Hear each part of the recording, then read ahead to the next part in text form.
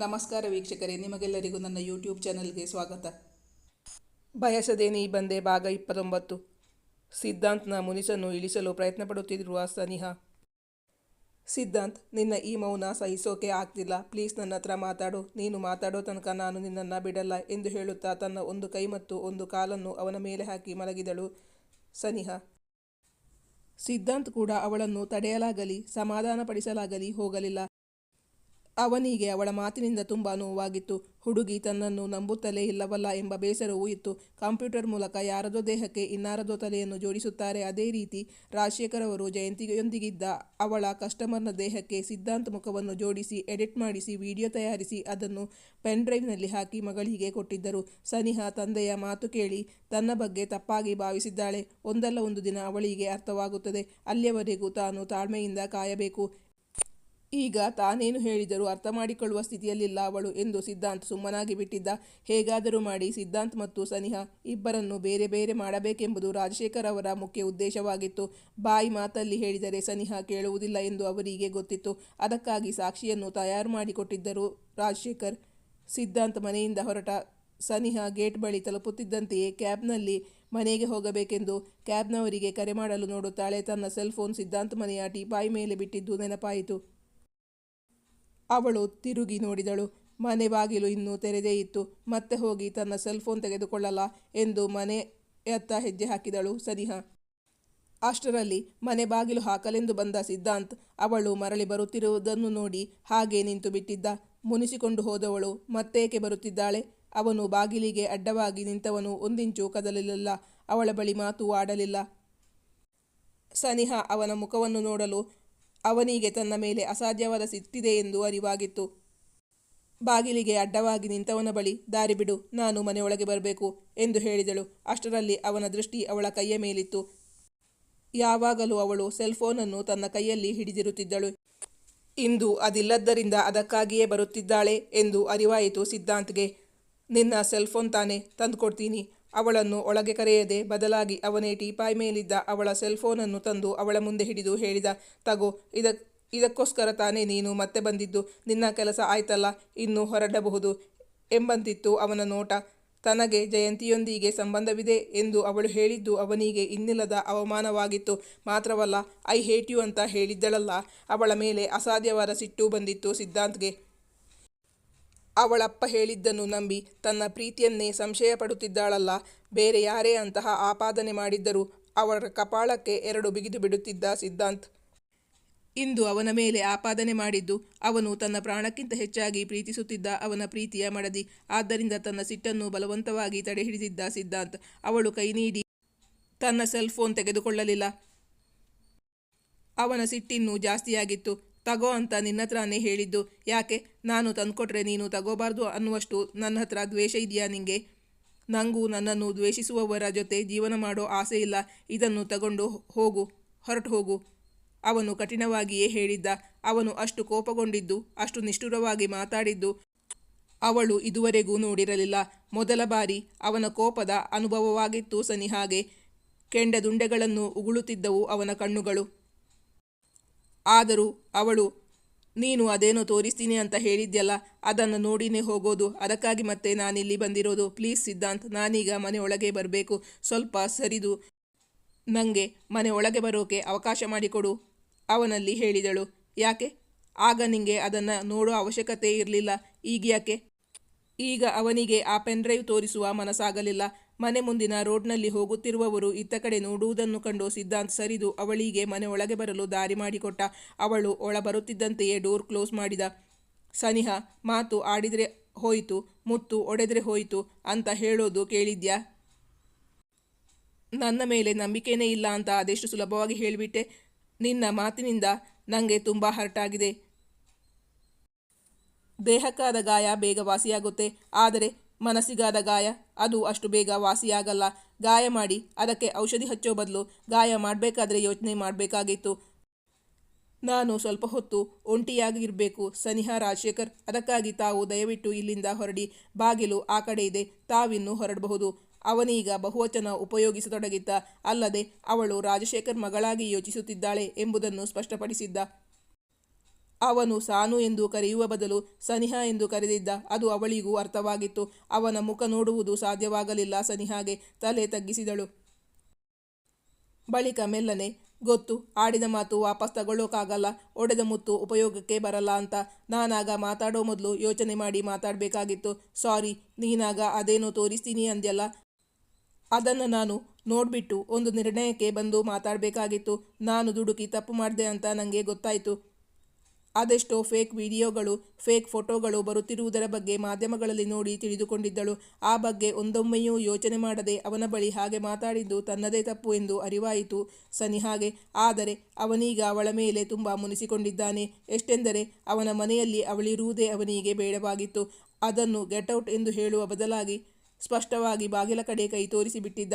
ಅವಳಿಗೂ ತುಂಬ ನೋವಾಯಿತು. ಕಣ್ಣುಗಳು ತುಂಬಿ ಇನ್ನೇನು ಕಣ್ಣೀರು ಹರಿಯಲು ರೆಡಿಯಾಗಿದ್ದವು. ಆದರೆ ಸಿದ್ಧಾಂತ್ ಅವಳ ಮುಖದತ್ತ ಗಮನ ಹರಿಸದೆ ತನ್ನ ಲ್ಯಾಪ್ಟಾಪ್ನಲ್ಲಿ ಏನೋ ಕೆಲಸ ಮಾಡತೊಡಗಿದ. ಸಿದ್ಧಾಂತ್ ಈಗ ಅವಳನ್ನು ನಿರ್ಲಕ್ಷಿಸಿ ತನ್ನ ಕೆಲಸದತ್ತ ಗಮನ ಹರಿಸಿದ್ದ. ಅವನ ಗಮನವನ್ನು ತನ್ನ ಬಳಿ ಸೆಳೆಯಲೋಸ್ಕರ, ನಂಗೀಗ ಹಸಿವಾಗ್ತಾ ಇದೆ, ತಿನ್ನೋಕೆ ಏನಾದರೂ ಬೇಕಾಗಿತ್ತು ಎಂದು ಹೇಳಿದಳು ಸನಿಹಾ. ಅದಕ್ಕೆ ಅವನಿಂದ ಯಾವ ಉತ್ತರವೂ ಬರಲಿಲ್ಲ. ಬದಲಾಗಿ ಕುಳಿತಲ್ಲಿಂದ ಎದ್ದು ಹೋಗಿ ತನ್ನ ಪರ್ಸ್ನಿಂದ 500 ರೂಪಾಯಿಯ ಒಂದು ನೋಟು ತೆಗೆದು ಟೀಪಾಯ್ ಮೇಲಿಟ್ಟು ಹೇಳಿದ ಸಿದ್ಧಾಂತ್, ಇಲ್ಲೇ ಹತ್ರ 2 ಒಳ್ಳೆ ಹೋಟೆಲ್ಗಳಿವೆ. ಅವಳನ್ನು ಹೇಗಾದರೂ ಮನೆಯಿಂದ ಹೊರಗೆ ಸಾಗಿಸಬೇಕೆಂಬುದು ಅವನ ಆಶಯದಂತೆ ಕಂಡಿತು ಸನಿಹಾಗೆ. ಸನಿಹಾಗೆ ಸಿಟ್ಟು ಬೇಗ ಬಂದುಬಿಡುತ್ತಿತ್ತು. ಅಷ್ಟೇ ಬೇಗ ಅವಳ ಸಿಟ್ಟು ಇಳಿದು ಹೋಗುತ್ತಿತ್ತು. ಆದರೆ ಸಿದ್ಧಾಂತ್ಗೆ ಹಾಗಲ್ಲ. ಅವನಿಗೆ ತಾಳ್ಮೆ ಹೆಚ್ಚು. ಸಿಟ್ಟು ಬರುತ್ತಿದ್ದುದು, ಇಳಿಯುತ್ತಿದ್ದುದು ಎರಡೂ ನಿಧಾನವಾಗಿ. ಅವನು ಟೀಪಾಯ್ ಮೇಲಿಟ್ಟ ದುಡ್ಡನ್ನು ಅವಳು ಮುಟ್ಟಲಿಲ್ಲ. ಸಿದ್ಧಾಂತ್, ಬೆಳಿಗ್ಗೆ ತಿಂಡಿಗೆ ಏನು ಮಾಡಿದೆ? ಅದು ಮಿಕ್ಕಿಲ್ವಾ? ಅದನ್ನೇ ಕೊಡು. ಇಲ್ಲಾಂದರೆ ತಿನ್ನೋಕೆ ಏನಾದರೂ ಮಾಡಿಕೊಡು. ನೀನೇನು ಕೊಟ್ಟಿಲ್ಲ ಅಂದರೆ ನಿನ್ನನ್ನೇ ತಿನ್ನೋಕೆ ಶುರು ಮಾಡ್ತೀನಿ. ಅಷ್ಟು ಹಸಿವಾಗುತ್ತೆ ನನಗೆ. ನಿರಾಸೆಯಾದರೂ ತೋರಿಸಿಕೊಳ್ಳದೆ ಸನಿಹಾ ಹೇಳಿದಳು. ಹೇಗಾದರೂ ಮಾಡಿ ಅವನನ್ನು ಒಲಿಸಬೇಕೆಂದು ಅವನಿಗೆ ಕಿರಿಕಿರಿ ಮಾಡತೊಡಗಿದಳು ಸನಿಹಾ. ಅವಳು ಹೇಳುತ್ತಿರುವುದು ತನಗಲ್ಲವೇನೋ ಎಂಬಂತೆ ಸಿದ್ಧಾಂತ್ ತನ್ನ ಕೆಲಸದಲ್ಲಿ ಮಗ್ನವಾಗಿ ಬಿಟ್ಟಿದ್ದ. ನೀನು ನಂಗೇನಾದರೂ ತಿನ್ನೋಕೆ ಕೊಡೋ ತನಕ ನಾನು ನಿಂಗೆ ಕೆಲಸ ಮಾಡೋಕೆ ಬಿಡಲ್ಲ ಎಂದು ಹೇಳುತ್ತಾ ಅವನ ಬಳಿಯಿದ್ದ ಲ್ಯಾಪ್ಟಾಪನ್ನು ತೆಗೆ ಹೊರಟಳು ಸನಿಹಾ. ಅದನ್ನು ಅರಿತವನಂತೆ ಸಿದ್ಧಾಂತ್ ಲ್ಯಾಪ್ಟಾಪ್ ಅವಳ ಕೈಗೆ ಸಿಗದಂತೆ ಜಾಗ್ರತೆ ವಹಿಸಿಕೊಂಡ. ಏನಾದರೂ ಒಂದು ಉತ್ತರ ಹೇಳುವವರೆಗೂ ಅವಳು ಕಿರಿಕಿರಿ ಮಾಡುತ್ತಲೇ ಇರುತ್ತಾಳೆ ಎಂದರಿತ ಸಿದ್ಧಾಂತ್, ಅಡಿಗೆ ಮನೆಯಲ್ಲಿ ಏನಾದರೂ ಇರಬಹುದು, ಹೋಗಿ ನೋಡು ಎಂದು ಹೇಳಿದ ನಿರ್ಲಕ್ಷ್ಯದಿಂದ. ಸಿದ್ಧಾಂತ್ ಬೆಳಿಗ್ಗೆ ಚಪಾತಿ ಮತ್ತು ಪಲ್ಯ ಮಾಡಿದ್ದ. ಒಂದು ಚಪಾತಿ ಮತ್ತು ಸ್ವಲ್ಪ ಪಲ್ಯ ಮಿಕ್ಕಿತ್ತು. ಅದನ್ನು ಒಂದು ತಟ್ಟೆಗೆ ಹಾಕಿಕೊಂಡು ಅವನಿಗೂ ಕೊಟ್ಟು ತಿನ್ನುವ ಉದ್ದೇಶದಿಂದ ಬಂದಿದ್ದಳು ಸನಿಹಾ. ಆದರೆ ಅವಳು ಅಡುಗೆ ಮನೆಯಿಂದ ಹೊರಬರುವಾಗ ಸಿದ್ಧಾಂತ್ ಅಲ್ಲಿ ಇರಲಿಲ್ಲ. ಅವನು ಬೆಡ್ರೂಮ್ ಒಳಗೆ ಹೋಗಿ ಬಾಗಿಲು ಹಾಕಿಕೊಂಡಿದ್ದ. ಅವರಿಬ್ಬರ ಮಧ್ಯೆ ಅವಳೇ ಕಂದಕ ಏರ್ಪಡಿಸಿಬಿಟ್ಟಿದ್ದಳು. ಅದನ್ನು ಅವಳೇ ಸರಿ ಮಾಡಬೇಕಾಗಿತ್ತಲ್ಲ. ಈಗ ತಾಳ್ಮೆಯಿಂದಲೇ ಅವನ ಮುನಿಸನ್ನು ಇಳಿಸಬೇಕು. ಮುಚ್ಚಿರುವ ಬಾಗಿಲಿನ ಮುಂದೆ ಬಂದು ನಿಂತು, ಸಿದ್ಧಾಂತ್, ನಿನ್ನತ್ರ ಏನೋ ಹೇಳಬೇಕಾಗಿತ್ತು, ಬಾಗಿಲು ತೆಗಿ ಎಂದು ಹೇಳುತ್ತಾ ರೂಮಿನ ಬಾಗಿಲು ಬಡಿದಿದ್ದಳು. ಅವಳು ಮತ್ತೆ ಮತ್ತೆ ಕೂಗಿ ಅವನನ್ನು ಕರೆದಳು. ಅವನು ಬಾಗಿಲು ತೆರೆಯಲಿಲ್ಲ. ಅವನ ರೂಮ್ನ ಕೀಗೋಸ್ಕರ ಹುಡುಕಾಡಿದಳು Saniha. Key ಸಿಗುತ್ತಲೇ door lock open ಮಾಡಿ ತಿಂಡಿ ತಟ್ಟೆಯೊಂದಿಗೆ ರೂಮ್ನ ಒಳ ಪ್ರವೇಶಿಸಿದ್ದಳು. ಡೋರ್ ಲಾಕ್ ಓಪನ್ ಆಗುತ್ತಿದ್ದಂತೆಯೇ ಅವನ ದೃಷ್ಟಿಯು ಬಾಗಿಲಿನತ್ತ ಇತ್ತು. ಅವಳು ಬೇಕೆಂದೇ ತಿಂಡಿ ತಟ್ಟೆಯನ್ನು ತಂದು ಅವನ ಬೆಡ್ ಮೇಲೆ ಇಟ್ಟಳು. ಅವನ ಮೌನ ಸಹಿಸಲಾಗುತ್ತಿಲ್ಲ ಅವಳಿಗೆ. ಈಗ ಖಂಡಿತವಾಗಿಯೂ ಅವನು ತನ್ನ ಮೇಲೆ ರೇಗುತ್ತಾನೆ. ಹಾಗಾದರೂ ತನ್ನ ಬಳಿ ಮಾತಾಡಲಿ ಎಂಬುದು ಅವಳ ಉದ್ದೇಶವಾಗಿತ್ತು. ಆದರೆ ಸಿದ್ಧಾಂತ್ ಲ್ಯಾಪ್ಟಾಪ್ನೊಂದಿಗೆ ಮತ್ತೆ ಹೊರಹೊರಟ. ಅವಳು ಅವನನ್ನು ಹಿಂಬಾಲಿಸಿಕೊಂಡು ಬಂದಳು. ಅವನ ಬೆನ್ನು ಬಿಡದೆ ಅವನ ಹಿಂದೆಯೇ ಬರುತ್ತಿದ್ದಳು ಸನಿಹಾ. ಸಿದ್ಧಾಂತ್ ಸೋಫಾದ ಮೇಲೆ ಕುಳಿತು ಟೀಪಾಯ್ ಮೇಲೆ ಅವನ ಲ್ಯಾಪ್ಟಾಪ್ ಇಟ್ಟುಕೊಂಡಿದ್ದ. ಅವನು ಹೋದಲ್ಲೆಲ್ಲ ಅವನ ಹಿಂದೆ ಹೋಗುತ್ತಿದ್ದಳು ಸನಿಹಾ. ಇದು ಅವನಿಗೆ ತುಂಬ ಕಿರಿಕಿರಿಯನ್ನು ಉಂಟು ಮಾಡುತ್ತಿತ್ತು. ಹಸಿವು ಎಂದು ಹೇಳಿದವಳು ಒಂದು ತುಂಡು ಚಪಾತಿಯನ್ನು ತಿನ್ನಲಿಲ್ಲ ಎಂಬುದು ಅವನ ಗಮನಕ್ಕೂ ಬಂದಿತ್ತು. ಸಿದ್ಧಾಂತ್, ನೀನು ಈಗ ನನ್ನ ಹತ್ರ ಮಾತಾಡಿದರೆ ಮಾತ್ರ ನಾನು ತಿಂಡಿ ತಿನ್ನೋದು, ಇಲ್ಲಾಂದರೆ ಹೀಗೆ ಹಸಿವಾಗಿಕೊಂಡೇ ಇರ್ತೀನಿ. ಅದಕ್ಕೂ ಅವನಿಂದ ಯಾವ ಉತ್ತರವೂ ಬಾರದಿದ್ದಾಗ ಸೋಫಾದಲ್ಲಿ ಅವನ ಮಡಿಲಲ್ಲಿ ತಲೆಯಿಟ್ಟು ಮಲಗಿಕೊಂಡಳು. ಅವನ ಮುಖವನ್ನು ನೆಟ್ಟ ದೃಷ್ಟಿಯಿಂದ ನೋಡುತ್ತಿದ್ದಳು. ಆದರೆ ಅವನು ಈಗಲೂ ತನ್ನ ಕೆಲಸದತ್ತ ಗಮನ ಹರಿಸಿದ್ದ. ನಿಂಗೆ ಯಾವ ಹಾಡು ಇಷ್ಟ ಅಂತ ಹೇಳು, ಆ ಹಾಡು ಹೇಳಿ ನಿನ್ನ ಕೋಪ ತಣಿಸೋಕ್ಕಾಗುತ್ತಾ ಅಂತ ನೋಡ್ತೀನಿ. ಎಷ್ಟು ಪ್ರಯತ್ನಪಟ್ಟರೂ ಅವನನ್ನು ಬಗ್ಗಿಸಲು ಸಾಧ್ಯವೇ ಆಗುತ್ತಿಲ್ಲ ಸನಿಹಾಗೆ. ಅವಳ ಪ್ರಶ್ನೆಗೆ ಅವನಿಂದ ಯಾವ ಉತ್ತರವೂ ಬಂದಿರಲಿಲ್ಲ. ಅತ್ಯಂತ ಹೆಚ್ಚು ಕೋಪ ಬರೋರನ್ನ ಯಾರಿಗೆ ಕಂಪೇರ್ ಮಾಡ್ತಾರೆ ಅಂತ ಏನಾದರೂ ಗೊತ್ತಾ ನಿಂಗೆ? ನಂಗಂತೂ ಗೊತ್ತಿಲ್ಲ. ನಿಮ್ಮ ಗೋತ್ರ ಯಾವುದು ಸಿದ್ಧಾಂತ್? ಜಮದಗ್ನಿನಾ? ಅವನಲ್ಲಿ ಪ್ರಶ್ನೆಗಳನ್ನು ಕೇಳುತ್ತಲೇ ಇದ್ದಳು. ಅದಕ್ಕೂ ಅವನಿಂದ ಉತ್ತರವಿಲ್ಲ. ಅವನ ಮಡಿಲಲ್ಲಿ ಮಲಗಿಕೊಂಡೇ ಅವನ ಮುಖವನ್ನು ಎರಡೂ ಕೈಯಿಂದ ತನ್ನತ್ತ ಸೆಳೆಯಲು ಪ್ರಯತ್ನಪಟ್ಟಳು ಸನಿಹಾ. ಈಗ ಮಾತ್ರ ಸಿದ್ಧಾಂತ್ ಸಿಡಿದಿದ್ದ. ತನ್ನ ಮಡಿಲಲ್ಲಿ ಮಲಗಿದ್ದ ಅವಳನ್ನು ಒರಟಾಗಿ ಸೋಫಾ ಮೇಲೆ ಮಲಗಿಸಿ ಲ್ಯಾಪ್ಟಾಪ್ ಮುಚ್ಚಿ ಮತ್ತೆ ಬೆಡ್ರೂಮ್ಗೆ ಹೋಗಿ ಮಲಗಿಕೊಂಡ. ಪುಟ್ಟ ಮಗುವೊಂದು ಮುನಿಸಿಕೊಂಡ ತಾಯಿಯನ್ನು ತನ್ನತ್ತ ಸೆಳೆಯಲು ಪ್ರಯತ್ನಪಡುವಂತೆ ಸನಿಹಾ ಕೂಡ ಮಾಡುತ್ತಿದ್ದಳು. ಸನಿಹಾ ಕೂಡ ಹಠ ತೊಟ್ಟು ಇಂದು ಹೇಗಾದರೂ ಮಾಡಿ ಅವನನ್ನು ಒಲಿಸಿಕೊಳ್ಳಲೇಬೇಕು. ಸಿಟ್ಟಿನಿಂದ ಅವನು ಎರಡೇಟು ಕೊಟ್ಟರೂ ತಿನ್ನಲು ರೆಡಿಯಾಗಿಯೇ ಬಿಟ್ಟಿದ್ದಳು ಸನಿಹಾ. ಆದರೆ ಅವನು ಅವಳ ಮೇಲೆ ಕೈ ಮಾಡುತ್ತಿರಲಿಲ್ಲ. ಬದಲಾಗಿ ತನ್ನ ಮೌನ ಮತ್ತು ತೀವ್ರ ನಿರ್ಲಕ್ಷ್ಯದಿಂದಲೇ ಅವಳನ್ನು ಇರಿಯುತ್ತಿದ್ದ. ಹಸಿವು ಎಂದವಳು ಏನನ್ನೂ ತಿನ್ನದೆ ತನ್ನ ಹಿಂದೆ ಸುತ್ತುತ್ತಿರುವುದು ಅವನಿಗೂ ಸಹಿಸಲಾಗುತ್ತಿರಲಿಲ್ಲ. ಆದರೂ ತೋರಿಸಿಕೊಳ್ಳಲಿಲ್ಲ.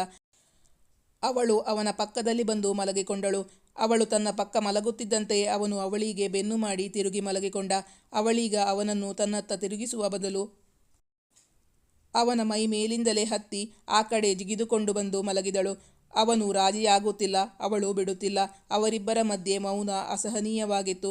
ಸಿದ್ಧಾಂತ್, ನಿನ್ನ ಈ ಮೌನ ಸಹಿಸೋಕಾಗ್ತಿಲ್ಲ. ಪ್ಲೀಸ್ ನನ್ನತ್ರ ಮಾತಾಡು. ನೀನು ಮಾತಾಡೋ ತನಕ ನಾನು ನಿನ್ನನ್ನು ಬಿಡಲ್ಲ ಎಂದು ಹೇಳುತ್ತಾ ತನ್ನ ಒಂದು ಕೈ ಮತ್ತು ಒಂದು ಕಾಲನ್ನು ಅವನ ಮೇಲೆ ಹಾಕಿ ಮಲಗಿಕೊಂಡಳು ಸನಿಹಾ.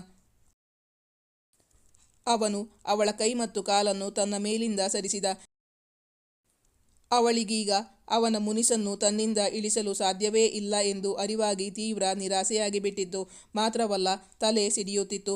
ಬಾತ್ರೂಮಿಗೆ ಹೋಗಿ ಬಾಗಿಲು ಹಾಕಿಕೊಂಡಳು. ಶವರ್ ಆನ್ ಮಾಡಿ ಕೆಳಗೆ ನಿಂತುಕೊಂಡಳು ಸನಿಹಾ. ಶವರಿಂದ ಬೀಳುತ್ತಿದ್ದ ನೀರು ಅವಳ ತಲೆಯ ಮೂಲಕ ಹರಿದು ಹೋಗುತ್ತಿತ್ತು. ಸಮಯ ಜಾರುತ್ತಿತ್ತು. ಸಿದ್ಧಾಂತ್ ಮಲಗಿದ್ದರೂ ಅವಳು ಮಾಡುವುದೆಲ್ಲವನ್ನೂ ಮೌನವಾಗಿ ನೋಡುತ್ತಲೇ ಇದ್ದ. ಬಾತ್ರೂಮಲ್ಲಿ ನೀರು ಬೀಳುತ್ತಿದ್ದ ಸದ್ದು ಕೇಳಿಸುತ್ತಿತ್ತು. ತನ್ನ ಮುಂದೆ ಅಳುವ ಬದಲು ವಾಶ್ರೂಮ್ನಲ್ಲಿ ಅಳುತ್ತಿರಬಹುದೆಂದು ಸುಮ್ಮನಾಗಿ ಬಿಟ್ಟಿದ್ದ ಸಿದ್ಧಾಂತ್. 20 ನಿಮಿಷ ಕಳೆದರೂ ಹುಡುಗಿ ಬಾತ್ರೂಮ್ನಿಂದ ಹೊರಬಂದಿರಲಿಲ್ಲ. ಈಗಲೂ ನೀರು ಬೀಳುವ ಸದ್ದು ಕೇಳಿಸುತ್ತಿತ್ತು. ಈ ಕಥೆಯ ಮುಂದಿನ ಭಾಗ ಮುಂದಿನ ಸಂಚಿಕೆಯಲ್ಲಿ ಮುಂದುವರಿಯುವುದು. ವೀಕ್ಷಕರೇ, ನಿಮ್ಮ ಅನಿಸಿಕೆ ಅಭಿಪ್ರಾಯವನ್ನು ಕಮೆಂಟ್ ಮಾಡಿ ತಿಳಿಸಿ. Thank you for watching.